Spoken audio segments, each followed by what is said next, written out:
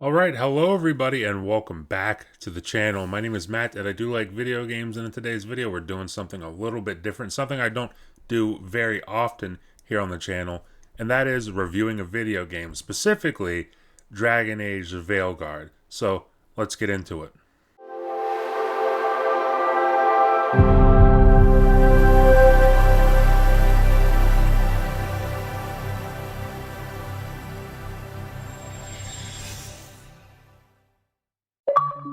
So before we get into it, I want to say I'm going to try my best with this review. I'm not a professional reviewer. I'm not even going to pretend that I am. I've kind of just got some points that I really liked about Dragon Age, some things I didn't like about Dragon Age. I'm going to talk about all of it, and then ultimately how I felt about the game as a whole. So let's get into that. And I think the first thing I should probably start with when I'm talking about this game is the dialogue. I think that's something that a lot of people are talking about, quite frankly, when it comes to this game. And a lot of people aren't talking about it in the best manner, actually. A lot of people are pretty displeased with the dialogue and the writing and everything. And what's weird about the dialogue is I'm going to actually have it probably in the pros and the cons list of this game. Because, and let me explain the cons first, and this will all make sense. Act 1, Act 2, Act 3. There's 3 acts to this game. First act, when you first get into the game, the writing, the dialogue, I would say even the acting, kind of, the voice acting, is just kind of cringe. I don't know. It feels like they're making jokes, but the jokes just aren't that funny. And it's kind of like an uncomfortable feeling watching, listening, and everything to all that dialogue in Act 1. Now, the reason the dialogue actually makes it into my pros list is because after Act 1, into Act 2, and then the rest of the game, for the most part, there are some dips in dialogue, at least for my taste, throughout the rest of the game. But for the most part, from Act 2 onward, the dialogue is actually a strength of the game, in my opinion. There comes a point near the end of Act 1, going into Act 2, where you meet all your companions. You've got the companion you're trying to romance and everything. You've got all the quests you're trying to complete for these companions. You got all the interaction you're having with them. That's when the dialogue starts to really come into its own, for me personally. And I'm not going to dive into any sort of spoilers for this game, but you're probably going to hear me mention the ending to this game, or the final act of this game, a few times throughout this video. And there's good reason for that. And I'll say it right now, actually. I saw in the previews for Dragon Age, in the reviews and everything, people were saying, hey, if you're a fan of Mass Effect 2, you'll probably like Dragon Age. And I love Mass Effect 2. I really did. I still need to beat Mass Effect 3. In fact, I'll probably restart the whole series and go through all of them.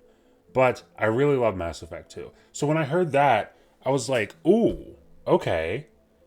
So I can expect a little bit of Mass Effect, right? And I'm playing the game. I'm having fun. I'm enjoying it. I mean, it's a really fun game. The story's starting to pick up and everything. I'm like, okay, this game is really good. It's not Mass Effect 2. It's not Mass Effect 2 good.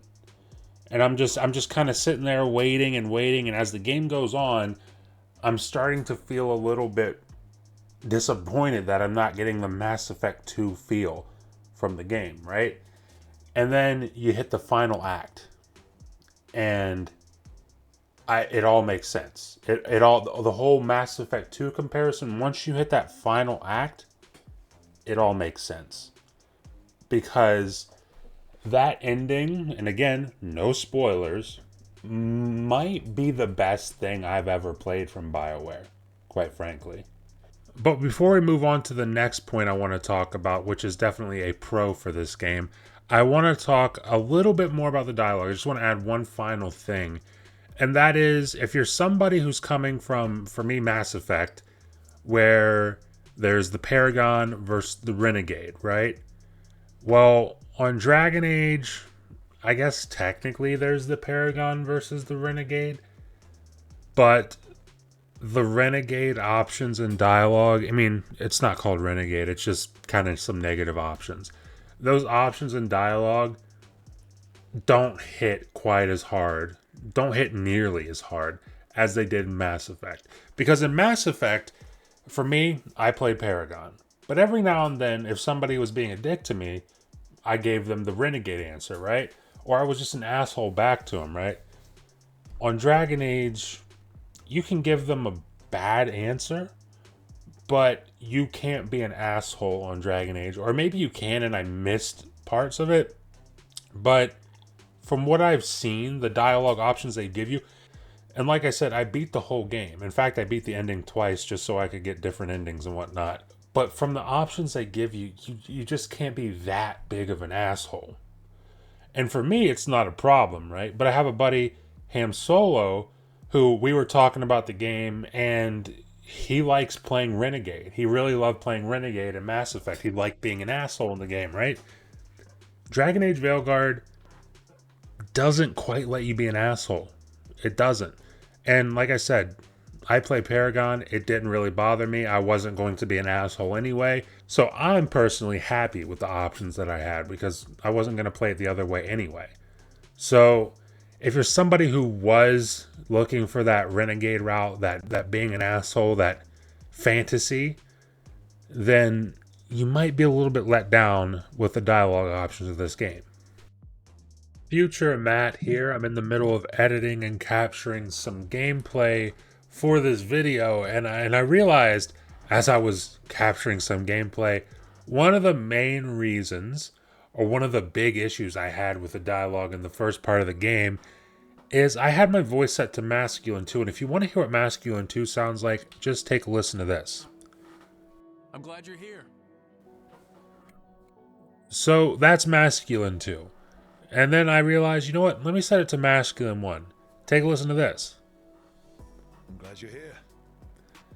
That, to me, it's a no-brainer. It's masculine 1 is the correct choice for me. Because, and I don't know if it's maybe just, history dictates that you hear an old English accent when you're in a fantasy world, and maybe it just fits better. In fact, I'm pretty sure that's kind of what my brain's doing there. When I'm in a fantasy world, I expect to hear an old English accent. That's what that is, and it sounds better than the just standard normal American accent. And this is the same also if you were to play a female character, feminine 1 over I'm glad you're here. feminine 2. It's just better to me personally. Maybe I'm wrong. Let me know in the comments what you guys think about that. But I realized towards the end of Act 1 is when I actually went back and edited my character again. And I realized this was an option. I was like, you know what? I'm going to try that masculine 1 voice. And I did. And immediately, and I do mean immediately, I was like, wow, the voice acting is not as cringe as it was because my character sounds like he belongs in that universe. I don't know. Maybe I'm weird. Let me know in the comments. And just to wrap up the dialogue really quick, I think what you can expect from the dialogue in terms of the tone of the game, I put it somewhere in between. If you played Hogwarts Legacy, I put it somewhere in between Hogwarts Legacy and the new God of War games. And God of War will probably come up later in this review as well.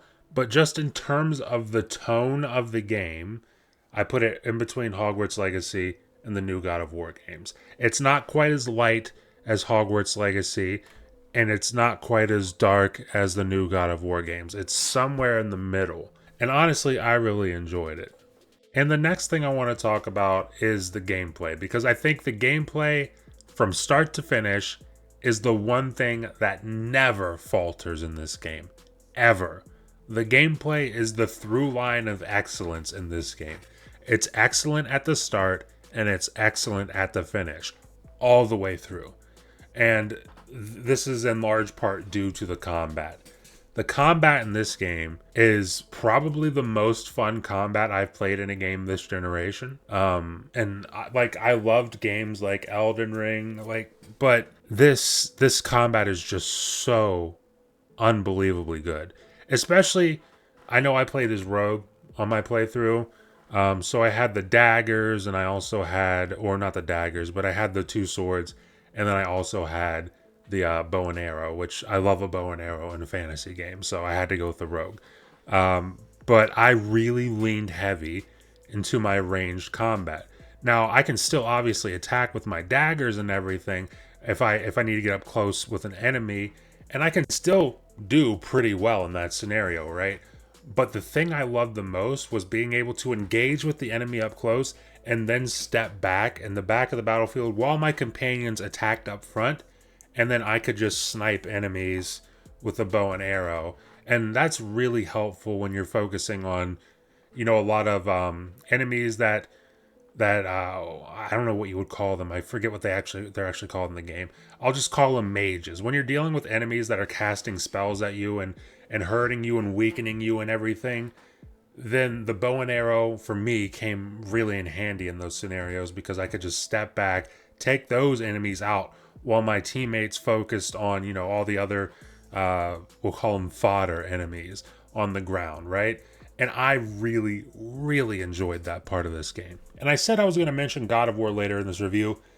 Here it is. I might as well just mention it now, right? I can definitely see what people were talking about when in their previews and reviews for this game, they said that they felt like it took some inspiration from the latest God of War games. I can definitely see that inspiration. And not even just in the combat, but just kind of the game design itself. I mean, God of War is kind of like this semi-open world, hub world kind of thing where it's not this massive, vast open world, but there's these big areas that you can explore, and there's a lot to do within those areas, right? It's very similar to God of War in that respect. Also in the combat, I know I picked the rogue class. I'm sure if you picked the warrior class, it'd be even more similar. But for the rogue class, I even felt some similarities. Obviously, with my rogue, I've got 2 swords, and then I can also step back and shoot with a bow and arrow, like I mentioned. But on God of War, you've got the axe up close, and then you've also got the axe from a distance because you can throw it, right? So there is that whole dynamic of the ranged versus close quarters combat, although both games do that a little bit differently depending on the class that you choose. And I also see the similarities between this and the more recent God of War games in the sense that in God of War, there's those optional bosses. I believe they're called Valkyries in God of War. And in Dragon Age Veilguard, they have optional bosses. They're called Revenants. There's obviously optional bosses in both games outside of those, like bosses you get at the end of side quests, you solve some puzzles and stuff like that, and then you get a boss.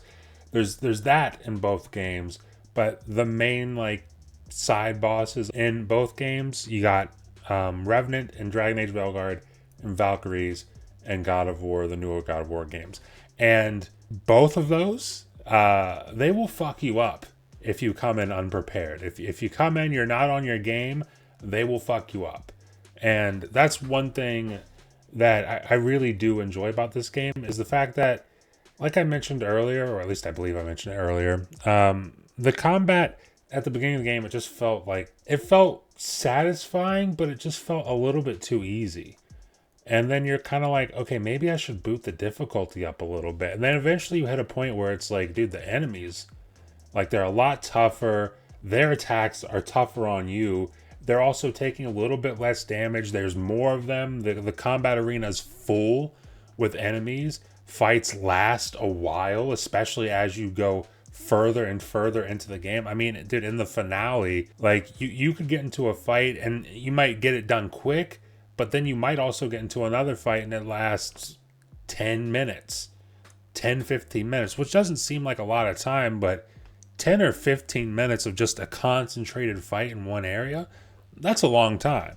But because of the enemy variety and how they attack you and how you can attack them and the different options that you have from range combat with all different classes. I know the warrior also has range combat where they can throw a shield. And then with the mage, obviously the mage is casting spells. You can get up close and everything with the spells. You can also pull back as you would expect. But like I said, I played with the rogue, the range combat with the bow, up close with the 2 swords. And then obviously you get your ultimate ability. And then you get 3 other abilities as well.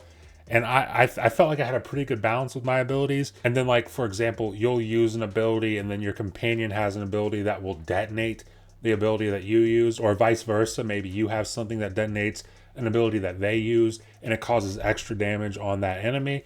Again, it all works together and ties together really nicely when the combat is just kind of free flowing. But that is the gameplay. I think now we should talk about the story, and this will be like the final part of the video. And I know that the story and dialogue kind of overlap because you can't really have the story in this game without the dialogue. But I did dialogue as its own separate thing because dialogue obviously takes place in the main story, but it also takes place outside of any story, outside of companion quests, outside of just general dialogue in the game, walking by pedestrians and hearing things. I wanted to make it its own thing. So the story we're doing now, I think if I had to rate the story, I'd probably give it somewhere in between an 8 and an 8.5 out of 10. And that is in large part, like I mentioned earlier, to do with the dialogue in the beginning of the game. I feel like the dialogue in the beginning of the game was very, very weak. And that does affect the story because it makes it not feel so serious. It makes it feel like the stakes aren't high. You don't feel very invested. You just don't really care what happens when you're not able to connect with the characters and what they're saying, right? And then, like I mentioned, the dialogue picks up at the start of Act 2 and just kind of keeps getting better, right? And so from that point on, that is also when the story starts to pick up. When you got all your companions, you're doing the companion quests. I got all my companions to heroic status or heroic rank, whichever one it's called. And I got all the achievements for finishing their quest lines. I loved the quest lines for the companions. I know people hated or had thoughts on the whole Tosh quest line and, the whole non-binary thing or whatever. But Tasha's questline was one of my favorite questlines. Balara's questline was great. I really enjoyed Nev's, Davrin's, Harding's was really awesome. I mean, there's a lot of companions in this game, and for the most part, I think the weakest one for me personally was Emmerich, and Emmerich's wasn't even bad. It was still really good. It just, everyone's was so good that his just happens to be last. But I really enjoyed the companion quests. I enjoyed the story throughout that. I enjoyed the character progression of those companions throughout their quests. I really enjoyed that. And then obviously you have the overarching story, which, like I mentioned, just gets better and better and better as you go. I know I saw people complain about the fact that it doesn't feel like your decisions matter too much in the story. I never really understood that complaint. I felt like my decisions definitely matter in the story, especially in that final act, man. Like your decisions really matter in that last, call it 5 hours of the game. But I felt like the whole way through I was making decisions that affected either my companions and how they reacted to the story, or myself and how the story reacts to me. And I thought that was pretty awesome. I didn't really understand the whole complaint of not really being able to affect things, because I definitely felt like I was able to affect things within the world.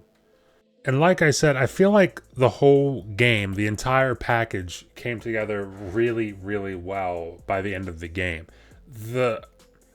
I think I played about 109 hours. I have 109 hours logged on my save for Dragon Age Veilguard. I figure probably, 10 or 15 of those, I probably fell asleep playing the game because I was just hooked on it and I couldn't stop playing until I fell asleep. So I feel like 10 or 15 hours of those, probably console on time, just while I'm sleeping with a controller on my chest, passed out from playing Dragon Age. So I feel like probably knocked 10, 15 hours off of that actual playtime. I probably played about 90 to 95 hours in total of actual holding the controller, moving my character, engaging with the game. I really, really, really enjoyed it.